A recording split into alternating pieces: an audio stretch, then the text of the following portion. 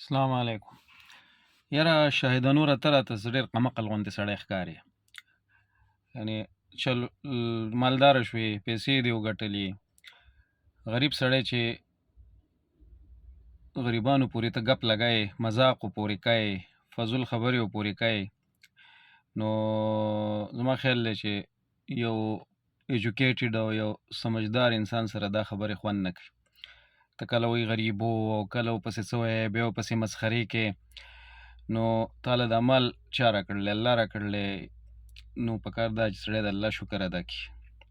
بل اوس دا کوم حالات چې ستا دي، د کومې خبرې چې ته کوې دی نه خو داسې لګي چې تا سره هېڅ هم نشتي، خو بس هسې یو مسله دې جوړه کړلی، یو پروګرام دې جوړ کړلی، امیزون داسې، امیزون کته، امیزون بره، او خپل کورس خرڅوې او دا فضول خبرې کوې، او دا خلک هم ډېر قمقلان دي چې تا فالو کوي او ستا نه ستا دا کورس تا نه په پیسو منې اخلي او ته یې څونه ګران ګران خرڅوې.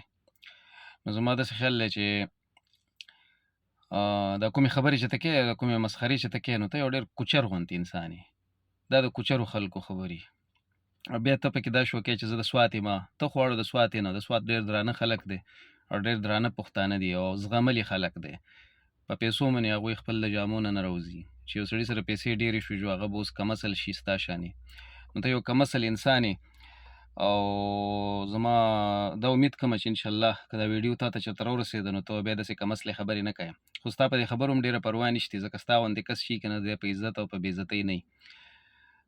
ما سره دا ګاډی دی، ما سره هغه ګاډی دی، زه په دې لکه ځان یې چلوه که نه، خلکو ته څه شي لګیا چې زه په دې ګاډو کې ګرځم، زه ځان په هلیکاپټر کې ګرځم ځه.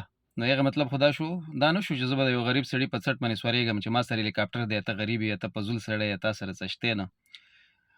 نو ته ځانه داسې چلو که تاله دې الله هلیکاپټر راکړي، تاله دې الله جهازونه راکړي، خو په غریبو خلکو مه سورېږه.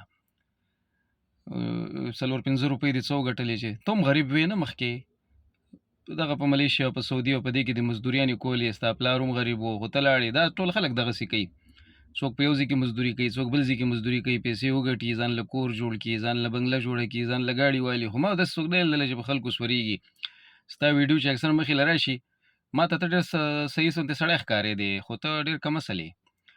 نو دا کم اصلې خبرې او دا سپکې خبرې چې دي که نه، نو دا نورې مه کوه، دې نه نور بس که. او که ستا دا حالت وي نو ما ته نه ښکارېږي چې څه وخت بعد تا نه څوک امیزون کورس تا نه واخلي، ځکه داسې شی دی. خو یو کس به یې بلې زده کړي جو هغه به پکې ته بیا شروع کړي خرڅوي به.